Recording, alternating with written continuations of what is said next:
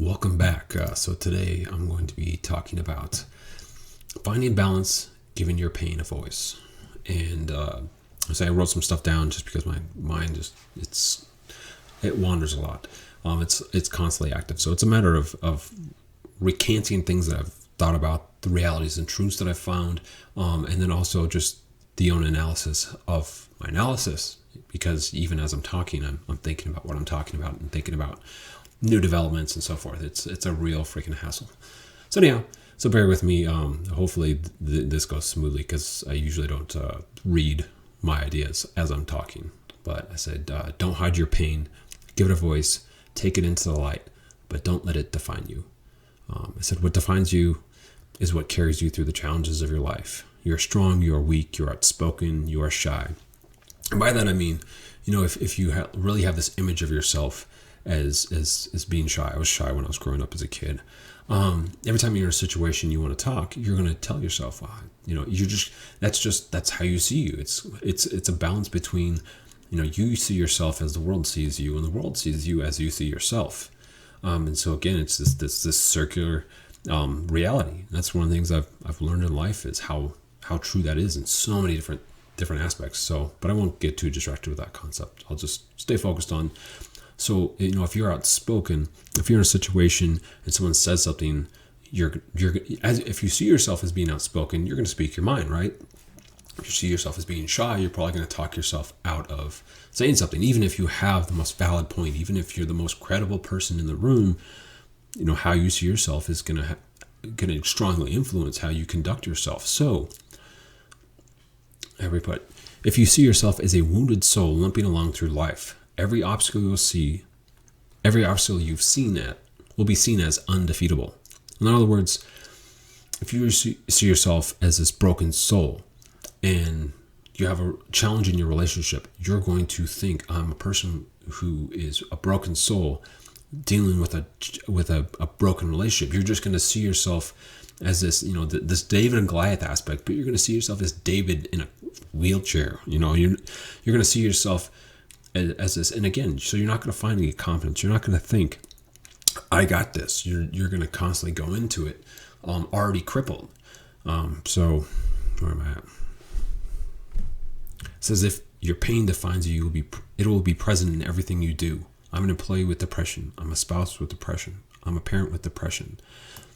So every time you're having a challenge, again, if your children are acting out and they're being extremely difficult, as children can be, if you're having a fight with your significant other, your spouse, you're going to be dealing with all these issues that everyone deals with, but you're going to be dealing with it with an already crippled mentality. You're going to be dealing with this immense pain in your life.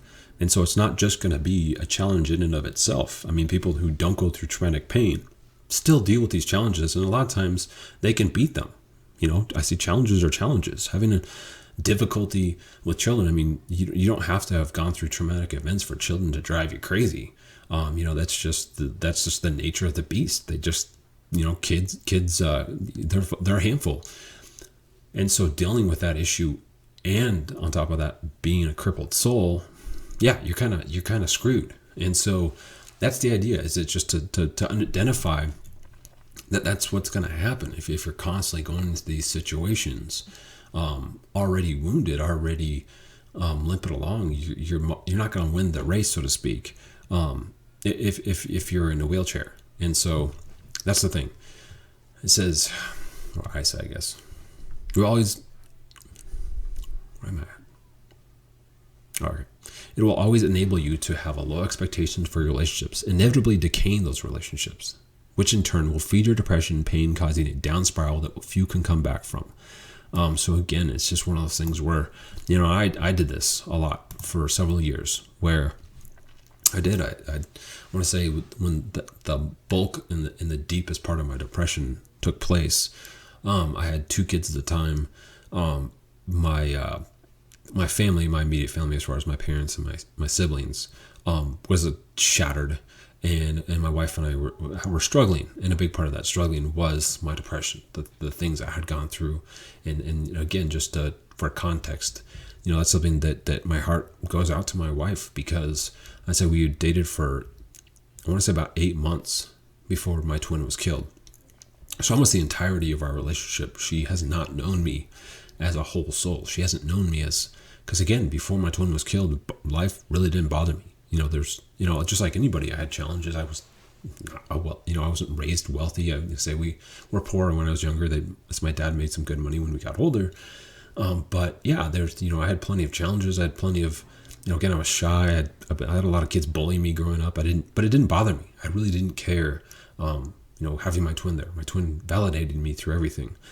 And so, that was the difficulty of it, was that, 8 months into dating, and again, not to define everyone, but a lot of times when you're first dating somebody, the glass is always half full. It's always full. It could be, you really don't need a lot to just be seeing stars and everything to be great. So that was the difficulty, though, was that, for my wife and I, we've been together for, I want to say 15 years.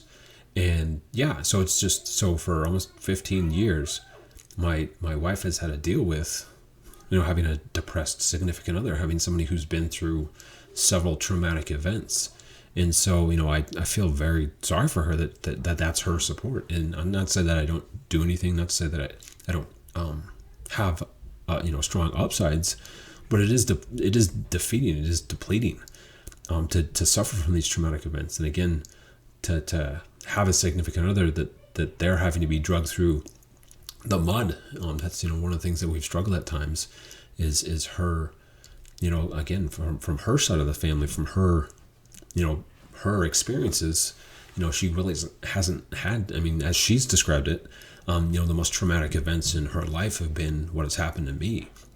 And so, it's very easy to I could justify why she would have resentment towards me, and then in turn I would have resentment towards her because it's something that I've brought upon myself. And so, but that's the thing, is that it's really, that's why it's so important to, to communicate the pain and communicate, what's going on and how it impacts, because I've said things in the past, like I feel completely alone, and that hurt her because she saw herself and her kids and was like, well, it made her feel like she didn't matter to me. And that wasn't what I was saying at all. But again, that's that misinterpretation of somebody who's been through traumatic events and somebody who's, I would say, witnessed traumatic events, but hasn't had them projected on themselves, is that she misinterpreted what I was saying.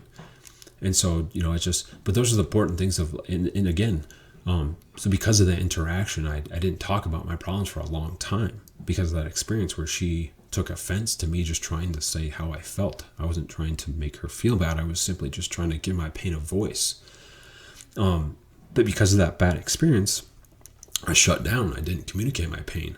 And so going back to, giving your pain voice, but not letting it define you, I think that there was, like I said, there was a good few years where I went into every situation.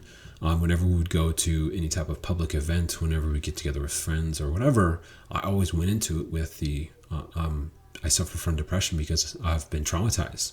And while that's true, that's not, like I said, I think it's important not to define yourself by your pain, to identify that it's part of you, to identify that it's going to impact your life forever. That's just, like me losing my twin is just, I'll always be a twinless twin. So that is true. But I certainly don't want it to define who I am. I don't want it to be something that I bring with every situation, because it really did. It sucked the life out of me. So let's get back to what I wrote down. This is dealing with the most painful events while dealing with day-to-day challenges, a disaster, because your deepest pain will always dwarf your day. So if you're getting in traffic and someone cuts you off, and again, if your pain is defining you, and that's as you're going anywhere you are, because you are, in fact, everywhere I go, I'm a twinless twin. If you lose a sibling, if you lose a child, if you lose a parent, if you lose a spouse, you're always going to be a widow. You're always going to be part of your pain. But if you go into every event looking at yourself that way, again, that's really that's a defeating state of mind. Because if I go to work and I'm thinking I'm a twinless twin and someone's rude to me, then, I'm dealing with the heaviest pain in my life, which can bring me to tears. It can bring me to my knees.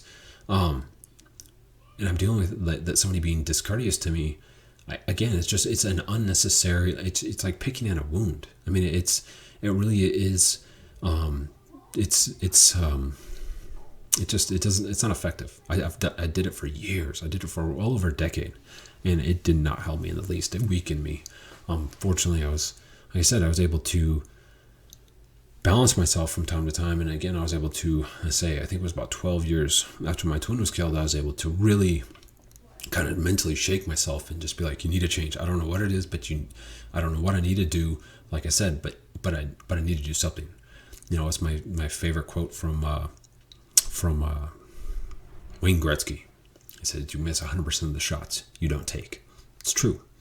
And so, yes, it is, as somebody who's been traumatized and suffered immense pain, yes, change is terrifying, even if it's good change. And that's a different topic for a different time. But yes, it is terrifying for change. It's terrifying to move forward. That being said, yes, you miss 100% of the shots you don't take. And so that's something I knew 12 years after my twin's death was I knew I needed to do something. Even if I tried and something didn't work out as well as I liked, it didn't work out at all. I knew I had to do something different because I knew what I was doing was not helping the least. And again, it was because I was defining myself by my pain. And so every single day for 12 years, I was dealing with the most painful event in my life. And it's exhausting mentally and emotionally. So you end up dealing with your most painful trauma every single day, draining the life from you, weakening you. So eventually your pain will defeat you. Because that's the thing, is that how I viewed my pain, and I think a lot of people view their pain it confronts them, or it seeps into their life or whatever. And when they see it, when it faces them, when someone asks them how they're doing, they shut down. They just have this mentality of, I can't deal with it right now. I just need to get through the day and make sure I don't do anything egregiously horrible. And so you put it off and you put it off. But the problem with that is the mentality is that, well, I'll pick it up once I'm this part of my life is stable, which there are some truths to that, but I'm not going to feed that conversation right now. The problem with putting it off and putting it off is a lot of times when you put it off, it creates steam. It grows. It's not the same monster you left. It's not like it's a video game level where you can just avoid that part of the map or avoid that, or stop playing that game until you step away and use different, it's not like that. It's not like a book where you can pick it up and start reading where you left off. It changes, it mutates, because as time goes on, you change, and you not dealing with your pain will subconsciously change how you react. I mean, like I said, the other day, for the first time in over 15 years, I actually met with fellow twinless twins for the first time in 15 years. So I had 15 years of practicing not reaching out, not talking to people who had gone through a similar pain to my own. So I had 15 years of habits of just nature. It's just one of those things where, I think that one of the things that most humans can agree on is adaptation. People will differ on what level of evolution, but I think one thing that most of us can agree on is that the humans and other creatures adapt to their surroundings. If they're exposed to surroundings for so long, they're just naturally going to adapt to it and learn how to survive in this new world. And I think the mind is exactly the same. If you get used to silencing your pain, it will become a habit. I don't know how many times, thousands and thousands, tens of thousands of times. I'd have to figure out how many days that was. Maybe not tens of thousands, but maybe close to 10,000. But where I have silenced myself, where a conversation was brought up, where I've thought about opening up and talking the truth and talking about a pain in front of a sibling or a close family friend or whatever, and I silence myself. And I've done it so many times to where, like I said, it's like sneezing, where it's like once you feel it, it happens. And so once I feel that silencing, shutting myself down, I don't even second guess it. I don't even say, no, you need to now. Like, I don't even challenge it, because it's almost innate. It's like breathing. You just do it, or don't do it for that matter. And so, that's why it's so important to make these acknowledgments, to give your pain a voice, but not let it define you. Because the other thing too, when you give your pain a voice, is you alienate yourself if you don't do it properly. If you define yourself, then people won't necessarily want to be around you. They won't want to talk about it. And again, it's very difficult, because there are people who simply, it just depletes them. It drains them. with my wife, there was a lot of incidences where I would never talk about my pain until it would just come to the surface. And so that was the only time. And so there was a sense of like, I wouldn't talk about a normal thing and just kind of express it in a healthy manner. It was like the only time I'd ever talk about it is when it took over. And so she would always get the worst version of my pain controlling me. And so that, it's really intense that the only time I'm ever being vulnerable is when it's so much that it defeats me. So that's what her experience, that's how she associated me talking about my pain, was in this defeated state of mind, rather than just in a calm, collective, like, hey, this is what's going on. Like, there was no positive, calm situation. So she associated this decay, I'm going to say just overwhelming defeat version of me. And so she associated that with conversations about my pain. And so it just kind of gave her a negative taste on it. But again, so it's just really important to identify that, and to identify that, like I said, it's important to because so many times people don't give their pain a voice. But a lot of times too, when people do give their pain a voice, like I said, they go into every situation, every time you're talking about anything, every type of interaction. And so it just puts people off to where they just avoid these people, which again, you talking about your pain and then people around you not wanting to be around you is really, really bad. Because one, I mean, obviously we need human interaction. I think it's what frees us. And so people not wanting to interact is just going to make you feel even more lonely. And then again, too, you might get a point where you invert, where you don't talk about your pain at all, regardless of what's happened, because of these negative experiences. So